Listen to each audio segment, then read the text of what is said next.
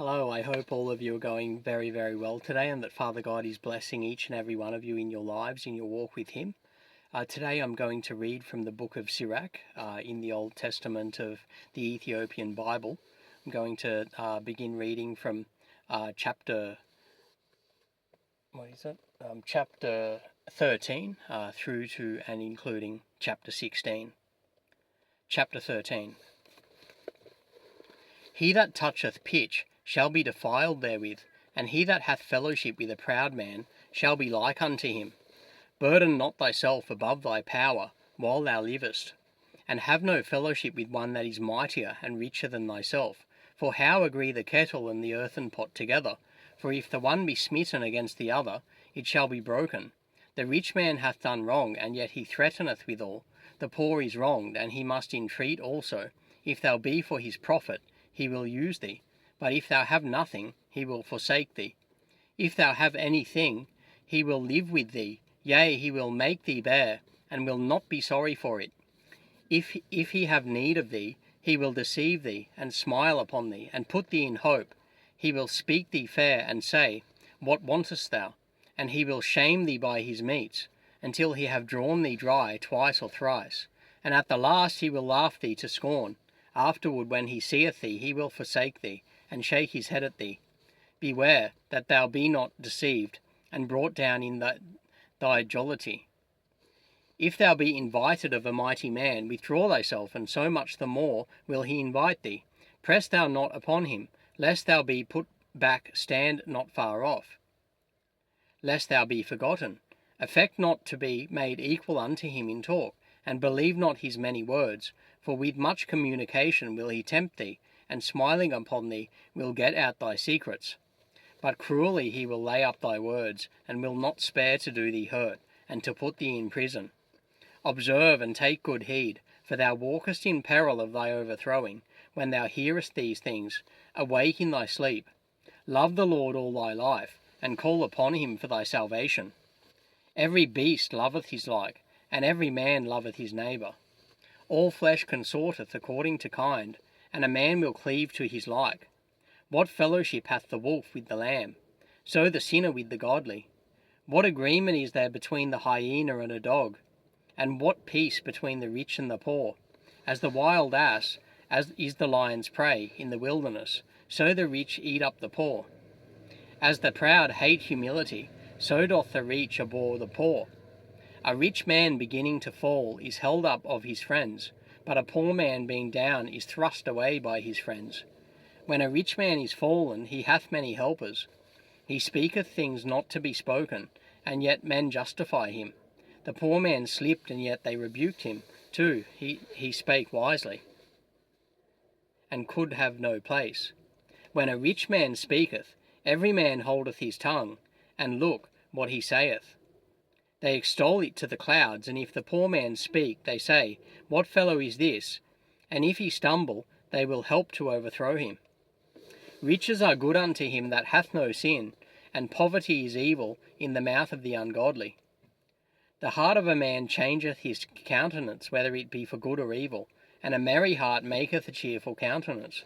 A cheerful countenance is a token of a heart that is in prosperity, and the finding out of parables is a wearisome labour of the mind. Chapter 14. Blessed is the man that hath not slipped with his mouth, and is not pricked with the multitude of sins. Blessed is he whose conscience hath not condemned him, and who is not fallen from his hope in the Lord. Riches are not comely for a niggard, and what should an envious man do with his money? Do with money. He that gathereth by defrauding his own soul gathereth for others, that shall spend his goods riotously. He that is evil to himself, to whom will he be good? He shall not take pleasure in his goods. There is none worse than he that envieth himself, and this is a recompense of his wickedness. And if he doeth good, he doeth it unwillingly, and at the last he will declare his wickedness. The envious man hath a wicked eye, he turneth away his face, and despiseth men.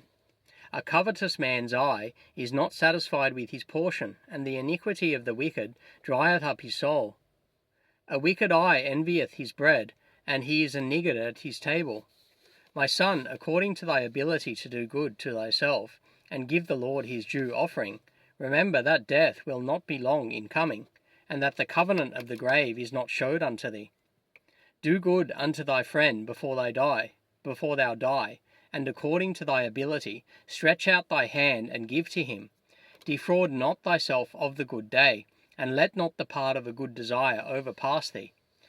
Shalt thou not leave thy travails unto another, and thy labours to be divided by lot? Give and take, and sanctify thy soul, for there is no seeking of dainties in the grave. All flesh waxeth old as a garment, for the covenant from the beginning is, thou shalt die the death.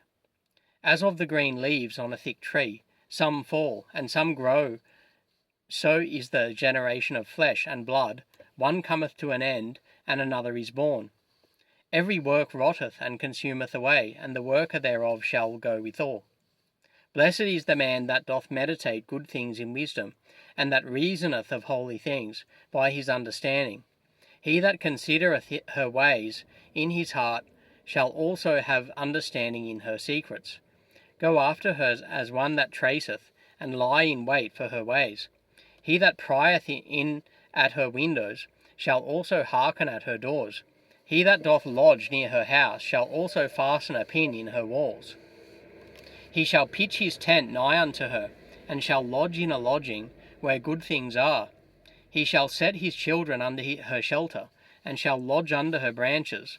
By her he shall be covered from heat, and in her glory shall he dwell. Chapter 15. He that feareth the Lord will do good, and he that hath the knowledge of the law shall obtain her.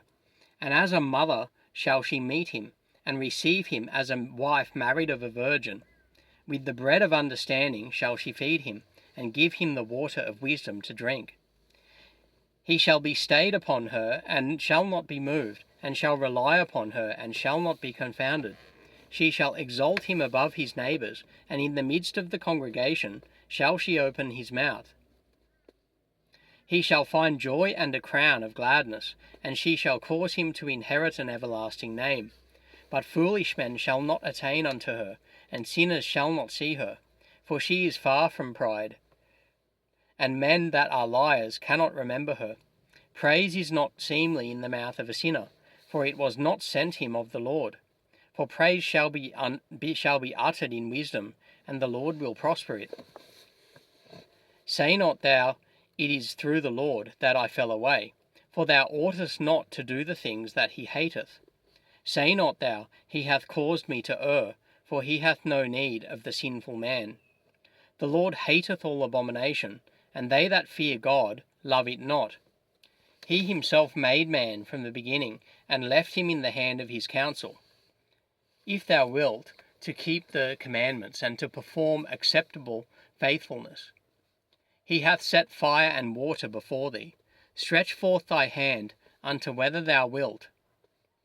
Before man is life and death, and whether him liketh shall be given him.